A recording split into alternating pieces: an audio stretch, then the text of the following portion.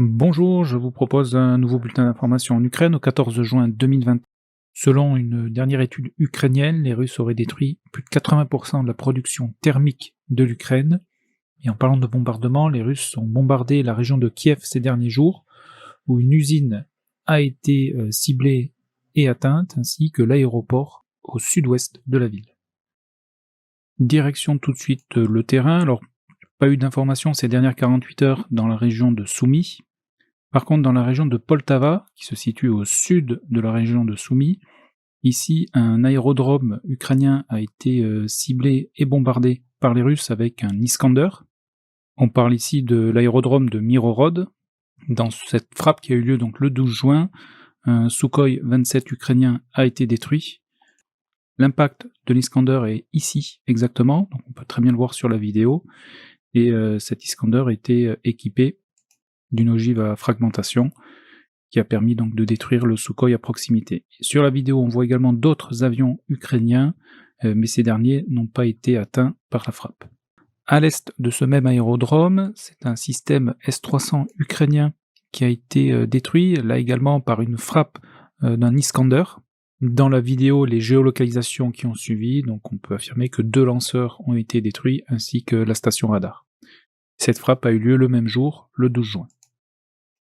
Et ces bombardements ont eu lieu à plus de 150 km de la ligne de front.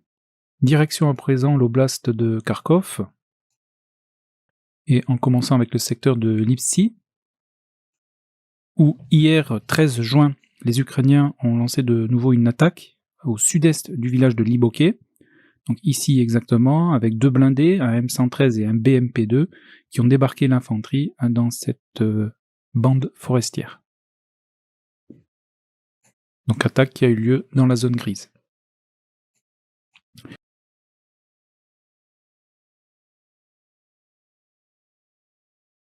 On continue un petit peu plus à l'est, le secteur de Vézelé, ici, a été particulièrement bombardé ces dernières 48 heures, ainsi que le village de Neskouchnie.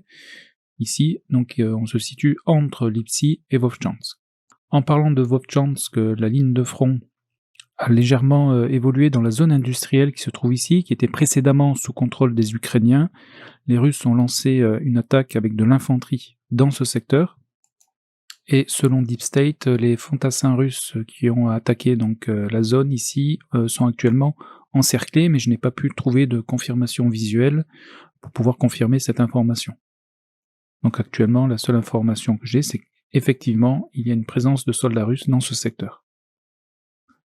En parlant des Russes, ces derniers sont en train de construire des fortifications, donc au nord-est de Vovchansk ici, donc j'ai matérialisé ici par des tranchées qui sont observables depuis le satellite, images qui ont été partagées par Deep State avec ce lien. Donc, ce qui veut dire que les Russes ont l'intention de s'implanter dans ce secteur. On se rend à présent sur le front de Louhansk, qui n'a pas évolué donc ces dernières 48 heures. À l'est du village de Ivanivka, ici exactement un MTLB russe a été détruit le 12 juin par un drone kamikaze ukrainien. On continue. Sur les arrières ukrainiennes, c'est un radar ici de leur armée qui a été détruit dans la même journée, cette fois-ci par un Lancet. Et l'autre information de ces dernières 48 heures, au sud du village de Dibrova, qui se situe ici et qui est sous contrôle des Russes, on a une vidéo où on voit des fantassins russes battre en retraite, donc ils sont dans cette tranchée et ils regagnent leur ligne ici. Donc on est toujours dans la zone grise. Direction la région de Siversk. Pas d'informations ni d'évolution donc sur Bilo-Rivka. Par contre, à l'est de Verkhnomansky, ici c'est un MTLB ukrainien qui a été détruit par un drone kamikaze russe dans la journée d'hier. On continue sur la ligne de front dans la région de Siversk, où a eu lieu la modification la plus importante de ces dernières 48 heures au profit des Russes, qui ont avancé donc dans le secteur de Vesele, ici, donc comme vous pouvez le constater. Leurs éléments avancés ont été attaqués par des drones kamikazes ukrainiens dans la journée du 12 juin. Une attaque également des Russes sur le village de Rozdolivka, qui se situe ici, une attaque qui est venue depuis le sud-est de ce même village. Alors dans la journée du 13 juin, dans leur attaque, les Russes ont détruit 2 blindés ukrainiens. Ici, on a un BMP-2 et un BMP-1. Et ils ont également eux-mêmes perdu 2 blindés. Ici, un BMD-2 et un BMP juste aux abords des premières habitations du village de Rozdolivka.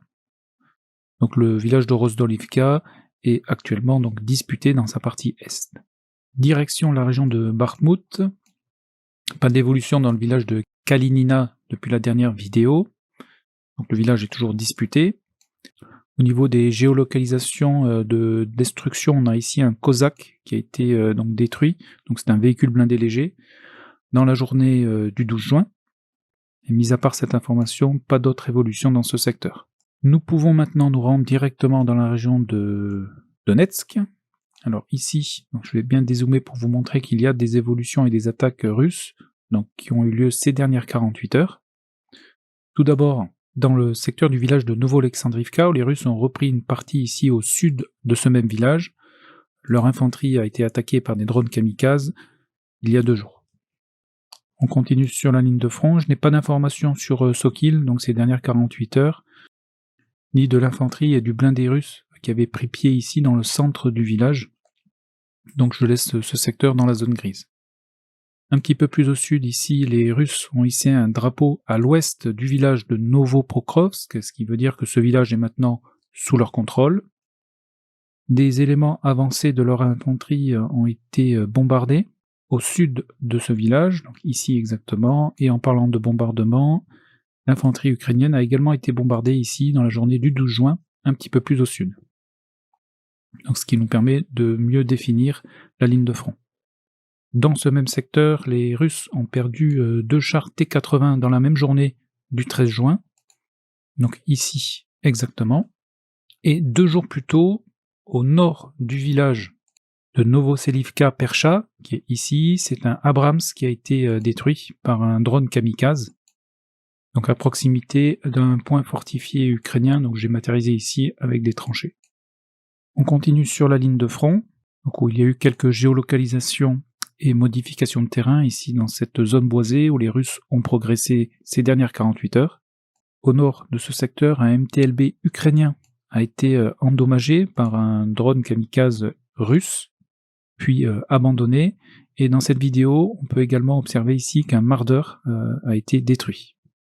On continue sur la ligne de front. Il y a actuellement une attaque russe sur le village de Nevelskiy, donc qui est actuellement disputé. Et sur Krasno-Rivka, il y a une légère progression des Russes à l'ouest de la ville, ici, où leur infanterie a été attaquée par des drones kamikazes, dans la journée du 12 juin. Je n'ai pas eu d'informations dans le secteur est ici, donc je laisse actuellement dans la zone grise, dans l'attente d'autres confirmations. On continue, pas d'informations depuis Eorivka et Pobieda, ni dans le secteur de Novo-Mikhaïlivka. Une géolocalisation d'un BMP-2 russe détruit dans la journée d'hier, ici, ce qui veut dire que les Russes continuent leur attaque dans ce secteur. Direction le front de Zaporizhia. Alors pas d'évolution sur Staromayorsky et Urozaïne. Des géolocalisations de matériel russe détruit dans la journée du 9 juin, ici avec un T-72, un T-62 et plusieurs BMP et BMD ici. Donc dans la journée du 9 juin, donc c'est un convoi blindé qui est arrivé donc sur Staromayorsky, qui a été détecté et attaqué par les drones kamikazes ukrainiens.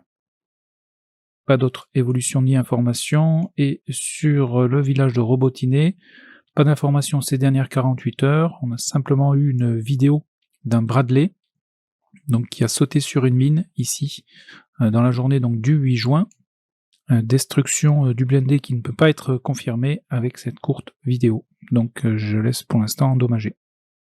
Direction la région de Kherson, où sur Kriviri, un nouveau Sukhoi 25 a été ciblé par un Lancet, et cette fois-ci il a été détruit dans la journée du 11 juin au nord de l'aérodrome de Dolintsevo. Donc ce qu'on peut observer ici, c'est que Russes et Ukrainiens manquent cruellement d'abris souterrains ou blindés pour leur aviation, qui sont donc vulnérables aux attaques de drones de part et d'autre. Et enfin, direction la Crimée, où il y a eu de nouvelles attaques ukrainiennes. avec des missiles attaques-MS, attaques qui ont eu lieu les 11 et 12 juin. Alors on va commencer d'abord avec la frappe du 11 juin, qui a eu lieu au nord-est de Sébastopol, où un radar d'un S-400 aurait été détruit. Donc je parle ici au conditionnel parce que les images sont de mauvaise qualité, donc je vais vous les montrer. Donc on a une première ici, on a effectivement quelque chose qui est détruit, et ici on peut deviner ici un lanceur, et ici ce qui serait donc le radar du S-400. Mais comme vous pouvez le constater, les images ne sont pas nettes, donc dans l'attente d'autres confirmations plus claires, je laisse ce point d'interrogation. Et le même problème avec d'autres images, où là ce serait davantage un S-300, donc qui aurait été détruit au nord de Pretoria. Donc Pretoria c'est cette ville ici, et le S-300, donc il se situait ici, et là également, donc visuel de mauvaise qualité, mais on peut observer qu'il y a donc effectivement des lanceurs ici, et ici un autre objet qui aurait été donc détruit. Et comme vous pouvez le constater, difficile de pouvoir confirmer, donc je laisse toujours ce point d'interrogation ici également. En règle générale, de meilleurs visuels apparaissent pour confirmer ces destructions quelques jours plus tard. Donc je vous tiendrai au courant, bien entendu. Donc avec ces frappes, on peut affirmer que la défense antiaérienne russe de la péninsule a été clairement visée ces derniers jours, et d'après Boudanov, les Russes auraient même déployé un S-500 en Crimée. Information qui reste au conditionnel, car on n'a pas eu de confirmation à ce sujet. Donc voilà pour les informations essentielles au 14 juin 2024. Donc par rapport à la dernière vidéo, le front s'est stabilisé sur Kharkov, même si la situation reste dynamique dans les combats urbains sur Vovchansk. Forte progression russe dans la région de Siversk, et plus précisément sur les villages de Veselé et Rozdolivka. Les Russes ont également repris leur attaque sur la ligne de front à l'ouest d'Avdivka, et il y a eu des frappes en profondeur de part et d'autre, qui ont détruit un Sukhoi 25 ukrainien sur Kryvyi, ainsi que des systèmes de défense antiaérienne russes en Crimée. Et pour votre information également, la flottille russe est bien arrivée à la Havane.